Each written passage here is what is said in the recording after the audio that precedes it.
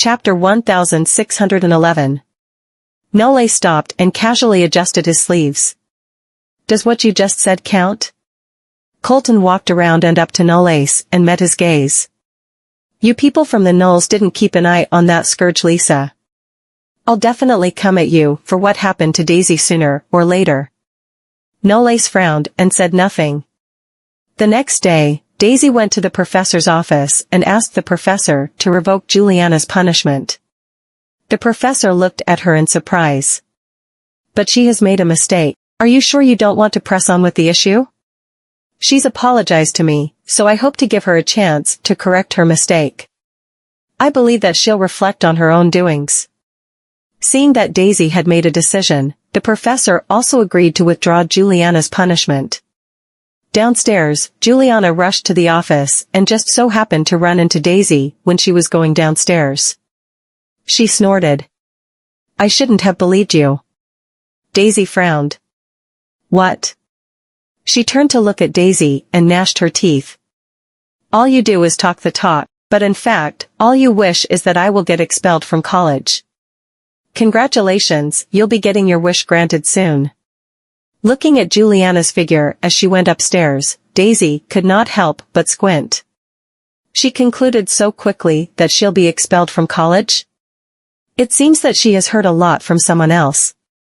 When the professor summoned Juliana to the office, the latter had already prepared herself mentally to be expelled from the college. That was because Lisa had told her that she was expelled from school back then because of Daisy. In addition to that, it just so happened that she had gotten summoned by the professor right after she heard what Lisa said, so she believed her. However, she was stunned when the professor only asked her to go back and write a self-reflection essay. Didn't I get expelled? The professor asked, who told you that you're going to be expelled from college? Juliana was stunned. Originally, I planned to suspend you for a year, but Daisy specifically asked me to revoke the punishment for you. She's willing to give you a chance to reflect on your mistake and yourself, so you should cherish the chance that she's offered you. The professor handed her a note with her email address. I want you to hand the 10,000-word essay to me next week. Juliana walked out of the office, and before she could recover from the trance, she had already received a message from Lisa. The general content of the text message was to ask her not to be discouraged as she could definitely get into a better college with her family background. Lisa also asked her not to blame Daisy because Daisy had always been very proficient at scheming others. Lisa did not even ask about how she was doing now and whether she had been expelled from college. It sounded like Lisa was certain that she would be expelled and advised her not to be disheartened. All she did was basically badmouth Daisy, and this confused Juliana. She did not know Daisy personally, and everything that she knew about Daisy came from Lisa.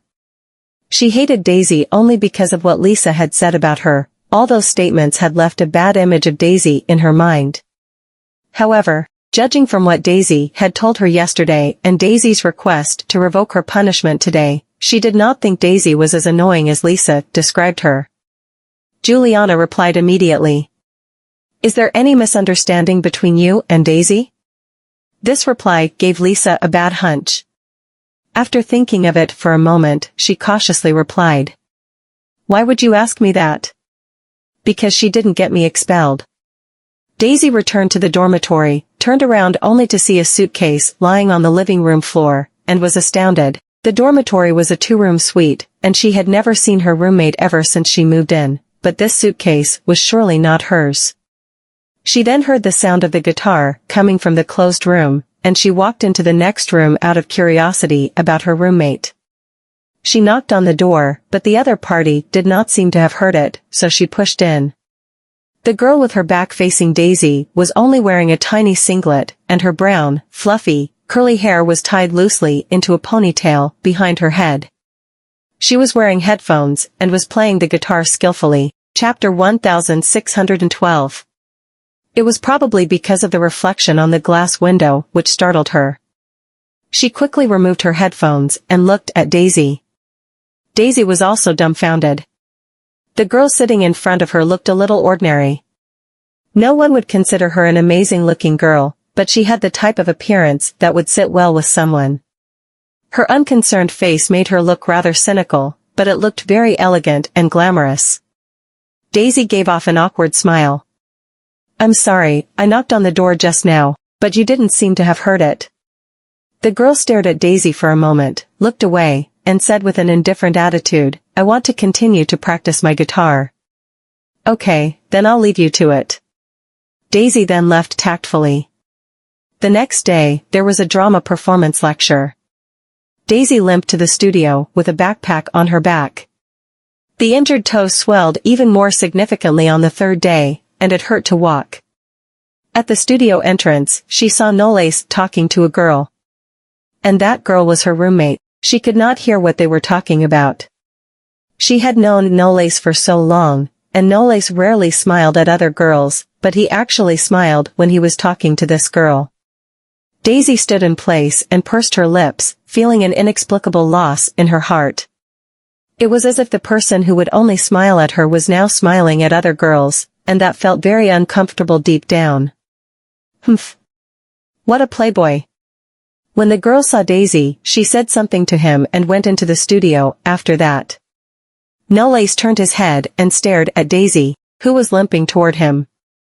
Daisy deliberately ignored him as she walked past him. Nolace blocked her way, and she raised her head. What are you doing? You're not healed yet. I'm fine, and it's not in the way. I have class. Daisy tried to push him out of the way but could not do so, so she walked around him. However, Nolace had long legs, so catching up and blocking her way was a piece of cake to him. Daisy got anxious and impatient. I'm about to arrive late. Someone will apply for another day off for you. As soon as he said that, Nolace grabbed her bag for her. You don't have to go to class until your injury is healed. Daisy was startled. Who will be asking for a day off for me? He replied, your roommate. Daisy laughed out loud out of anger upon hearing this. How dare you ask for a day off on my behalf without my permission? I'm not going to take the day off. She stretched out her hand to snatch her bag back, but Nolace evaded instantly. At the same time, Daisy pounced into nothingness, lost her balance, and got picked up by him by the waist. She was flustered. Let me down. Nolace ignored her. Have you changed the bandage and dressing? She got angry. Stay out of my business. Nolace looked down at her and laughed. Who made you angry again? She blurted out, you. Nolace's legs stopped for a moment. Daisy covered her face with her hands, and her ears flushed. Can I get myself a hole to hide in at this very moment? Nolace carried her to the infirmary to change her bandages. The doctor was not surprised by the scene as Yerimore's tertiary education concept was quite open-minded, and the college did not stipulate that college students were prohibited from dating each other. The doctor applied some new ointment for Daisy, affixed some bandages, told her to rest for 2 more days until the swelling subsided, and left the room. Nolace pulled a chair and sat directly opposite her, and Daisy looked away. Don't you have classes to attend? It doesn't matter if I attend them or not. He could have applied for graduation a long time ago, but he had deliberately extended his graduation by a year because of Daisy. Daisy was surprised because she did not know about that. Won't they deduct your credits based on your absenteeism? He smiled. Nope. Her eyes moved, and after a while, she asked him about her doubt, do you know my roommate? Nolace sounded very unequivocal. Yeah. Daisy's head was lowered. Oh. Seeming to have realized something, Nolace got up, pulled his hands against the edge of the bed, and approached her. Are you jealous? Daisy shrank back and propped her hand against his chest to maintain a distance, but she did not dare look at him. Who told you that I'm jealous? I'm just asking. Chapter 1613. Nolace rubbed the corners of her eyes with his fingertip. You looked all sour now, and you're telling me that you're not jealous? I'm not sour. I haven't even tasted it, so how could I know if you're sour or not? Daisy's mind did not react to that instantly. What's there to taste? His eyes were fixed on her lips. His gaze was laser-focused, and Daisy realized something subconsciously and turned her face away. Scoundrel. Hilarity overflowed from Nala's eye sockets. How am I a scoundrel now? Do you do the same to her too? Daisy became even more furious the more she thought about it. It felt that Nolace had changed, becoming nastier and nastier. Nolace squinted. Who are you referring to? She exclaimed loudly, my roommate. He paused for a split second, looked at her awkward appearance, and could not help but burst into laughter. Little dummy, and you're telling me that you're not jealous. Daisy looked all sulky and refused to speak. He lifted her face and gently scratched her creamy smooth cheek with his fingers. Freya is my cousin. Daisy was a little confused. But she doesn't look like someone of mixed race. Nolace has the face and facial features of a biracial man. But that girl has a complete oriental look. Nala's gaze shifted away. Because my mother is the princess of the royal family and the biological daughter of my grandmother, but my aunt was born to my grandfather's mistress. Freya got her oriental appearance from her father, while I look like my mother. Daisy finally understood. It turned out that her roommate's mother was the illegitimate daughter of the royal family, so she and Nolace were indeed related by blood. For some reason, she breathed a sigh of relief. Nolace flicked her forehead lightly. You should stop thinking about it in the future. She pouted. I didn't. It doesn't matter. Nolace got another half an inch closer to her and stunned her completely. At least, I know now that you have a thing for me too. Back in the dormitory, Daisy threw herself on her bed and buried her face in the pillow. All her emotions were suspended in midair because of Nala's flirtatious words. He's so wicked. How can he be so good at flirting? In the evening, Daisy went to the dining hall and queued for dinner. She was thinking about finding a quiet space for dinner when she turned her head and saw her roommate sitting all by herself by the window. The strange thing was that there was clearly a seat next to her, but no one was sitting in it. Daisy hesitated for a while, then walked toward the seat beside her. Can I have this seat? Freya froze for a bit and lifted her gaze to look at Daisy. Whatever. Daisy sat down. At this time, she found that the students around her were looking in their direction and talking to each other, discussing something secretly. Daisy picked up the spoon and ate the soup that came with the dinner set, ignoring everyone else's gazes. The person sitting next to her stood up slowly, and when she was about to leave, she did not forget to say, I've finished eating. You enjoy your meal. Daisy was astonished. But she had already left with her tray and cutlery. It was not until she had left the canteen that a few people walked over to Daisy and sat down. A student reminded her, seemingly out of pure kindness, Miss Vanderbilt, don't get too close to Freya. She's not a good student. Daisy was doubtful. Why would you say that? Another girl replied, don't you know that she dropped out of college because she got pregnant? I heard that the child's father is still unknown, so her private life must be a mess. In short, it's better not to get too close to her. Daisy paused, lowered her gaze, and did not utter a single word. She dropped out of college because she got pregnant? Daisy returned to the dormitory, and Freya was standing on the balcony, hanging her freshly washed clothes. She was wearing a loose nightdress, which looked very cozy and convenient. Freya then walked back into the room, saw Daisy, did not say anything, and went to her own room. Chapter 1614. Daisy realized that Freya did not seem to like getting to know others or chatting with others. Could it be because of those rumors? The rumors might be true or false, but it's not necessarily true because every piece of information came to me through the power of mouth. After all, only the parties who are involved in the incident know it best. In this way, Daisy and Freya stayed under the same roof for a week, and they had not spoken more than 10 sentences. Basically, she would only respond to Daisy when she asked her something, and she would not utter any extra words, let alone chat. Daisy's injury healed, and she returned to class and retook the dance performance test before finally making up for all her scores. She was walking out of the performance hall when she saw a man in a suit in his 20s pestering Freya. Daisy saw the impatience and resistance on Freya's face. She walked over, stretched out her arm, and grabbed Freya's arm that the man was grasping. "Sir, you're not a student of our college, are you? I'll summon the guards if you don't let go." The man looked at Daisy, his eyes dimmed, and he scoffed coldly. "Who the heck are you?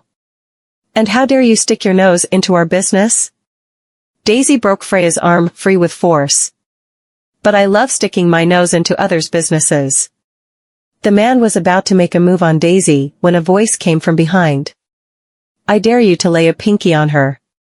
The man turned his head to look at Nolace, who was approaching them. He could only let go of Daisy and tidy his suit. "What's the matter?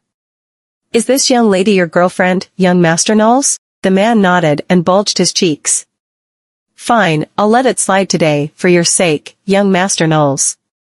He took a glance at Freya, who was standing behind Daisy, snorted, got into the car, and left. Only then did Daisy react and cross her arms. "Who did you just claim to be your girlfriend?" Nolace turned his head to look at her. There was a hint of amusement flashing across his eyes. "You are now." "You." Thinking that Freya was still there, Daisy turned around and looked at her hurriedly. "Are you all right?" Freya responded with a faint hum. "I'm fine." Nolace frowned. "Ken came to you again." She looked rather indifferent. "What can I do? I can't hide from him for the rest of my life. This is inevitable, but..." She paused for a few seconds and took a glance at Daisy. "Do let your girlfriend know that she should be more careful with Ken and don't bother herself with my issue in the future." She then turned around and left. Daisy was stunned. "Since when did I become Nolace's girlfriend?" When she was a little distracted, Nolace approached behind her and placed his lips against her ear. "Did you hear her? Girlfriend." Daisy was frightened, turned around, staggered, and fell backward, but he reached out in time and wrapped his arm around her waist in time. She slammed into his chest. Nolace looked down at her and chuckled. "You can even trip on flat ground. How are you not a little dummy?" She buried her head in his chest. "Who told you to scare me? Tomorrow is the weekend." Daisy got out of his arms. "So what if it's the weekend?" Nolace was still holding her in his arms. "We're going to go out on a date." Daisy's heart was racing, and her cheeks blushed. "Isn't this a little too soon?" Nolace did not say anything. "If this is already the definition of being fast, I want things to go even faster. I don't mind marrying her right here, right now. However, it might scare her off. But I'm not in a hurry. We still have a long time to go." He lowered his head and stared at her blushing cheeks. "Are you okay with that?" Daisy was captivated by him and nodded subconsciously. The next day, Daisy woke up early in the morning to choose the clothes she would wear. She stood in front of the full-length mirror and compared each of the clothes, which all felt inappropriate. Chapter 1615. After returning to her senses, Daisy noticed Freya standing behind her mirror reflection.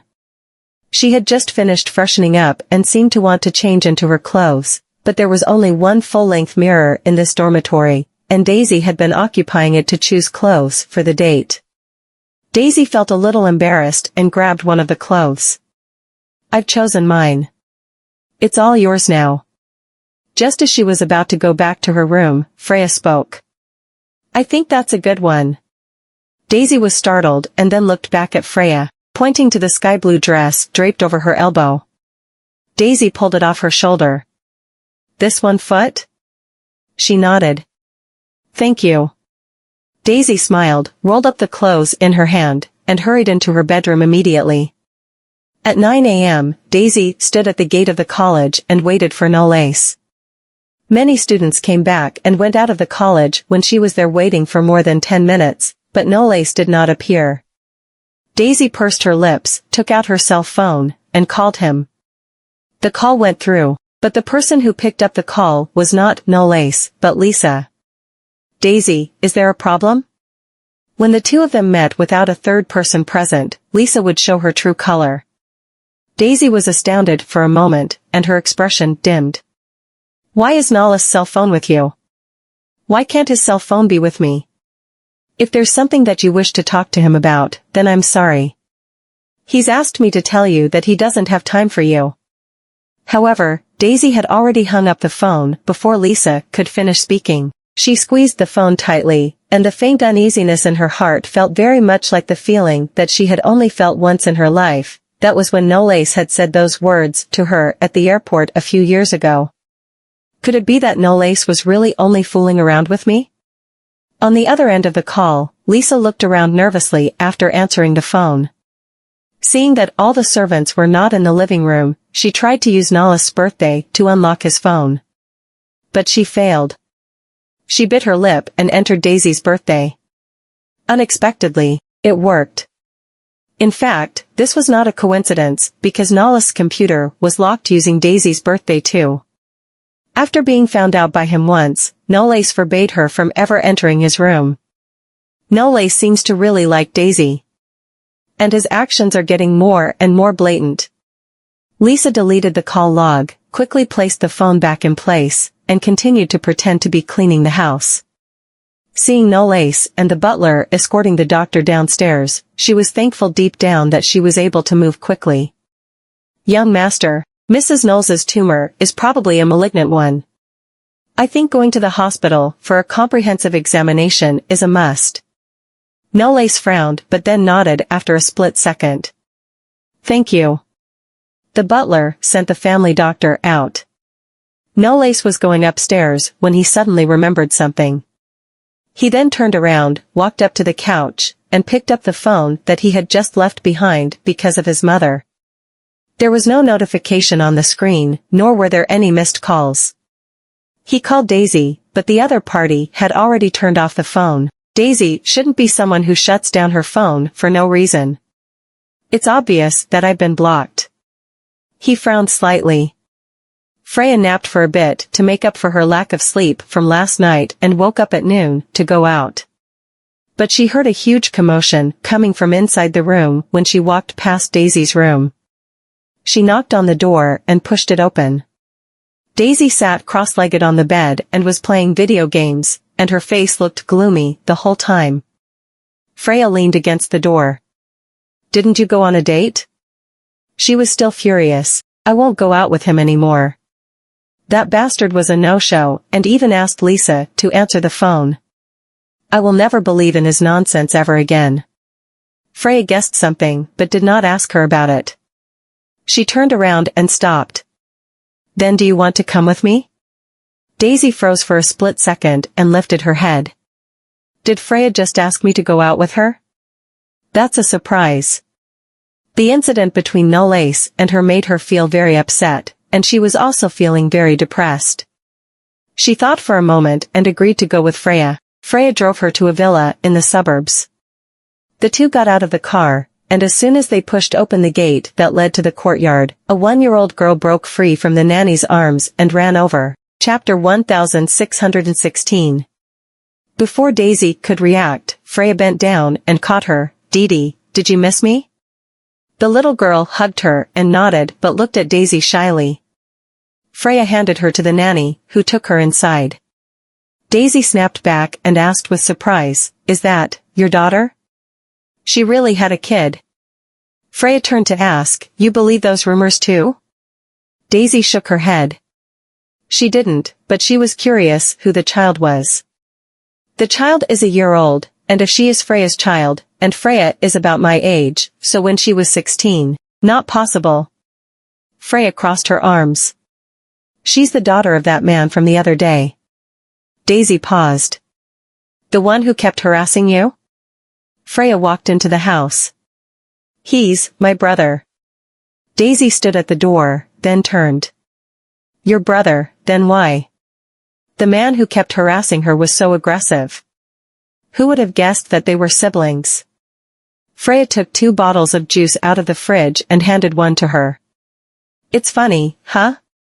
We're siblings, but to him, I'm a tool that can remove his mistakes. She sat on the couch and seemed to have gotten used to their relationship. Family wouldn't bring warmth to her heart. Daisy sat down next to her, and after a while, she asked, "So the rumors about the reason you dropped were untrue? Is it because of your brother's child?" Freya slowly drank the juice and played with her phone. "There's nothing I can do about it. He's engaged to a rich man's daughter, but the child was his mistake. If he admitted her existence, he would lose his socialite in-laws." Daisy took a deep breath. "What about the child's mother?" "She found out about his engagement right before giving birth. They were only able to save the child. It was obvious that the mother was no longer around. Her brother Ken Pruitt wouldn't accept the child and even asked Freya to drop out of school to take care of the child for the sake of status. Freya wasn't married, so people speculated when she brought up the child, but she never explained herself." "Your parents?" Freya put her phone away and casually replied, "They sacrificed me for their son's future." Her reaction was so calm it was as if she was speaking about someone else's problem. Didi suddenly cried. Freya put the juice down and walked over to take her from the nanny. Didi stopped crying the moment she took her over, so it was obvious that she loved Freya. The nanny went to prepare lunch and asked Daisy to stay. Daisy agreed. At that moment, the doorbell rang. The nanny went to get the door while Daisy looked up and saw Knoles walking in. Daisy put down her cutlery and got up. "I'm done." Freya looked at them and didn't speak. She wasn't surprised and didn't ask her to stay. Daisy took her bag and walked past him. When she got to the garden, someone caught up with her and grabbed her arm. She turned around and bumped into him. Knoles hugged her. "Are you angry that I stood you up and blocked me?" She stomped on his foot and pushed him away. "Mr. Knowles, I'm not going to trust you anymore." She continued to struggle. Knoles threw her over his shoulder while Daisy waved her fist at him. "Knoles, you asshole, let me go." She was stuffed into the car and was trying to get out when Knoles held her down and kissed her. Chapter 1617. Daisy's pupils shrank and her mind went blank. All her struggles stopped immediately. She forgot to breathe, so her face turned red because she was running out of air. Knoles left her lips and stared at her eyes that were welled up with tears. "I'm sorry, Daisy." Daisy felt annoyed, and then a tear fell. "You think apologizing will solve everything? You liar." He wiped her tears away. "I wasn't planning on leaving you there, but something happened." His mother had a tumor in her spine and had to remove it with surgery, or she might become paralyzed. He wanted to explain but realized that Daisy had blocked him. "Even if something happened, you could have called to tell me." She wiped her tears and turned her face away. "I'm not a petty person, but you let Lisa pick up when I called you. You know how much I hate her." Knoles' eyes grew cold, and he said, "I didn't know that you called me." Daisy's voice was hoarse. He got up and called the butler while looking stoic. "Get me the surveillance footage of the living room." There was no call record on his phone. It was obvious that Lisa had touched it, picked up his calls, and deleted the record. His password wasn't hard to figure out. He guessed that she had seen it when he entered it on his computer. The butler sent the footage to him. Before he watched it, he touched her hair. "I'll make it up to you." Daisy pushed his hand away, still upset. "You're not getting any more chances." Knoles smiled. He watched the video while his eyes turned even colder. After sending Daisy back to the college, he immediately returned home. Lisa was still confident that Knoles didn't know she had touched his phone when the butler asked her to go to the study. Knoles turned the screen to face her, showed her how she had answered his call, and deleted the call record. The color in her face faded away. Staring into Knoles' cold glare, she shuddered. I didn't mean to pick it up. I just thought that Daisy needed to speak to you urgently, and you weren't there, so I answered it." She anxiously added, "I didn't say anything." She hung up after she heard my voice. Knoles rested his head on his hand. "Are you sure you didn't say anything?" The calmer he was, the more afraid she was. She shook her head. Nole signed to the butler. The butler approached her, and a slap fell on her face before she could react. She fell to the floor. She was stunned, her left ear was ringing, and there was some blood at the corner of her lips. Her face was swollen. It wasn't hard to imagine how hard the slap was. Noles was calm. This slap is for what Juliana did to Daisy.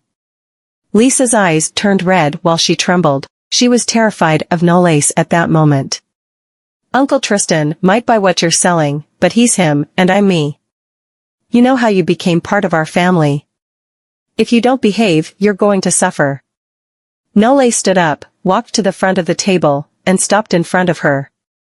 Don't worry, I won't take your life, but I can't do anything if you choose not to live. Lisa trembled even more violently.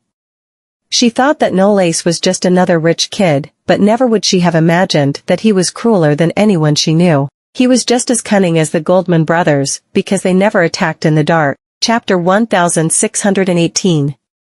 Noles looked calm on the surface, but if he started scheming, she wouldn't stand a chance. Tristan would at least protect her, because she had saved him. Noles would be nice on the surface, because of Tristan, but he probably wouldn't be nice to her behind his back. Peter. Noles looked toward the butler. Give her all the more tiresome tasks. We don't keep people who don't contribute here. Get the helpers to keep an eye on her. If she slows down, don't give her water. Peter nodded. Yes, sir. Lisa sat down on the floor and ignored the pain on her face. She never had to work at home, but she now had to do everything at the Knowles mansion. She had a lower status than a helper there, which was worse than chasing her out of the house. That wouldn't work, she had to find a way to turn things around. The next day, Daisy went downstairs with her bag and was going to the library to return some books. She stopped in her tracks in the corridor because Noles was standing under the tree in a clean, white shirt.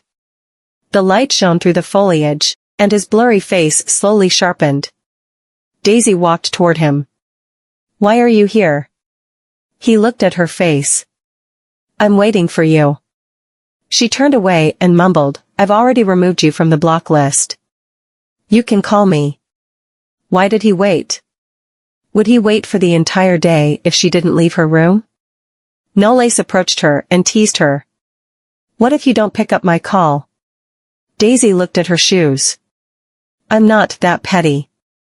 Noles grabbed her hand and leaned in closer, then stared at her. So you forgive me? His breath touched her hair. Thinking of yesterday's kiss made her turn pink, and she didn't dare look at him. Noles ran his finger over the corner of her eyes. She looked exceptionally pure when she was shy, especially due to her bright, beautiful, clear eyes. It made him want to protect her and have her. After a moment of silence, he let go of her hand. Come to the hospital with me. Daisy was surprised and looked up. Are you sick? Noles took the bag from her. It's not me. Daisy parted her lips, but didn't ask. Edison parked the car outside the hospital. Daisy followed Noles and walked toward the private room. She stood outside, and before she entered, the middle-aged lady who was lying in bed smiled warmly at her. Daisy's here too. That was Nala's mother, Diana Sullivan, Princess of Yarramore. She was like the fairy tales, graceful and beautiful.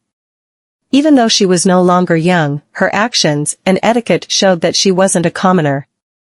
Daisy walked into the room and nodded politely. Nice to meet you, ma'am. Diana smiled, still gentle. You can call me Aunt Diana. She smiled shyly. Aunt Diana. Nole sat in the chair. Mom, how are you feeling? I'm fine. The incision doesn't hurt that much anymore. I'll be able to get discharged after resting. She then looked at Daisy. I wasn't able to attend your coming-of-age party because I was unwell. Your dad said he will hold a small party when I'm discharged. Remember to invite Daisy. Nole smiled. All right, I will. They stayed there for a while before leaving. Daisy tugged at his shirt in the corridor. Why didn't you mention that your mom was in the hospital? Chapter 1619. Knowles turned to look at Daisy. Why? She looked down. I shouldn't have come empty-handed. She should have at least gotten some flowers or a fruit basket. Knowles faced her and saw that she was pouting. He couldn't help but say, she's glad that her future daughter-in-law is visiting. Daughter what? Daisy paused, then stared straight into his eyes in shock. Daughter-in-law? He raised his brows and didn't reply. Daisy's face turned red while she pushed him away. I never said I was going to marry you. She immediately ran away. Knowles watched her run away and couldn't help but chuckle. Tuesday came. Colton was busy writing a paper and didn't have time to care about anything else. When he got out of the hall, he suddenly heard people talking about Knowles and Daisy dating. Is that true? Miss Goldman and Mr. Knowles are dating? I saw them hanging out during the weekend. It must be true. Colton stood behind them. Could you repeat that? They all jumped. He immediately sent a message to Daisy, and when she got out of the rehearsal hall, she saw Colton leaning against the wall, waiting for her. She jogged to him. Colton, have you finished your paper? Colton crossed his arms and stared at her. What do you think? You started dating that Knowles boy while I was busy? Daisy choked. I didn't. It was obvious that she was feeling guilty about it. Lying to me now? She whispered, Colton, do you hate him? Colton took a deep breath and calmly said, your brother, and I just couldn't read him. Can you? Be careful not to be tricked. If Waylon was more cunning than him by an inch, Knowles was by a mile. Daisy was just a fairy who wandered into the world and hadn't had training. She wouldn't be able to handle him. It would be easy for Knowles to lead her on. Daisy looked down and didn't say a word. She didn't think Knowles would hurt her because she knew how Knowles had been treating her the past few years. After a long pause, she looked up. Colton, I don't think he will hurt me. Colton rubbed the bridge of his nose and turned around after a moment. Fine, I'll leave you to it. You'll change your mind when you learn your lesson. Nothing that he could say would change anything. If Knowles deserved her trust would depend on how he acted after this. If Knowles dared break Daisy's heart, he would never get to see her ever again. Daisy watched him walk away and sighed. Why did her brothers have to treat Knowles like the devil? He didn't look the part. Freya suddenly leaned into her ear. I think your brother is right. Daisy jumped and turned around. Freya, why did you just pop up behind me? Freya slung her bag back and squinted. I wasn't intentionally eavesdropping. I just happened to hear. Daisy thought of what she said. Isn't Knowles your cousin? Don't you know him well? Chapter 1620. I'm sorry. She shrugged. I don't know him very well. She had started spending time with Knowles recently. Knowles had been sent to Zlokovia to avoid the attacks from Madame Knowles since he was very young, and she didn't get to know him at that time. She had only heard of him. Knowles was her cousin, who was just a month older than her. She knew that this cousin of hers wasn't as simple as he seemed. In the eyes of the grown-ups, he was young, but an all-round talent. He was well-versed in everything, such as finance, computers, cybersecurity stocks, the film and television industry, game theory, and even jewelry. The people in the industry once said that given his talent, the Knowles would be able to resurge, and it came true. A few years ago, Tristan would bring him along to all kinds of events. He would calmly face all the questions and challenges. There was endless scheming in the business world. Everyone had ulterior motives, and one would be eaten alive if they didn't have means and strategy. Knowles was a wild mare, and nobody could read him. He was the dark horse that managed to overcome all obstacles, so everyone in the industry was wary of him. Once he was old enough and had enough experience, he would be unbeatable. Daisy was quiet. If even Freya didn't know him well, could she really know him that well? You're not his enemy, so there's nothing to worry about. Freya walked past her and said, "He likes you very openly, so there's no telling who will be controlling whom." Knowles adored Daisy, and that was enough for her to control him. She just wasn't aware because she was part of the situation. Half a month later, Diana recovered enough to be discharged. Rick Knowles held a party to welcome his wife home. It wasn't a big one, and he had only invited friends and family. Those who didn't manage to show up sent gifts instead. Ken naturally attended it. After finding out that his wedding with socialite Laura Reese would be held at the end of the month, everyone congratulated them. That was until Knowles and Daisy showed up and attracted everyone's attention. Miss Goldman and young Mr. Knowles are the perfect match. Do you think they will have a marriage of convenience? Everyone speculated. Ken, who was toasting with someone else, looked toward Knowles and Daisy and was surprised. The stupid girl who couldn't mind her own business was Miss Goldman. He was lucky that Knowles had shown up in time before this, or he might have hit her, and that would not bring any benefit to him at all. He didn't know that his sister was pretty capable. He walked toward them with his wine glass and smiled. "I had an argument with Freya, and your little girlfriend misunderstood. I would like to apologize to her." Daisy wanted to ignore him because she had learned how much of a ruffian Ken could be. Knowles picked up the champagne glass on the table and was courteous. "Cheers. It's great that you apologized. Please bring your girlfriend to my wedding at the end of the month." Lisa stood behind the stairs and watched while everyone in the hall enjoyed themselves.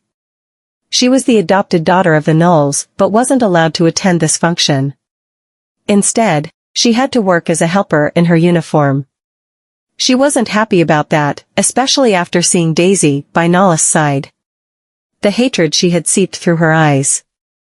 Everyone was jealous of her because she had a good family and would be a good match with anyone.